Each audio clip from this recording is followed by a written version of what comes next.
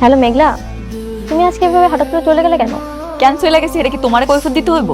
তুমি এভাবে রেগে কথা বলছো কেন? আমি কি তোমার কোনো ক্ষতি করিনি? না, তুমি আমার কোনো ক্ষতি করো না। তুমি আমারে কেন ফোন দিছো এটা কও। হঠাৎ করে দেখলাম তোমার মুড চেঞ্জ হয়ে গেল আমার হাজবেন্ডকে দেখে। এর কারণটা কি? তোমার স্বামীর দেখে আমি চলে যাবো কেন? আমার কাজ ছিল, এই জন্য আমি চলে এসেছি। আর একটা কথা বলে রাখি তোমার, আজকের পর থেকে না তুমি আমার ফোন দিবা না।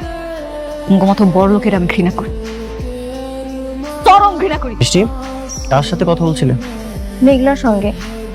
আজকে যে এসেছিল, জিজ্ঞেস করলাম হঠাৎ করে ও চলে গেল কেন? ব্যবসার কি অবস্থা বাবা? জি, ব্যবসা ভালোই চলছে। নতুন কোনো প্রজেক্ট চালু করছো না আগের গুলোই রয়ে গেছে?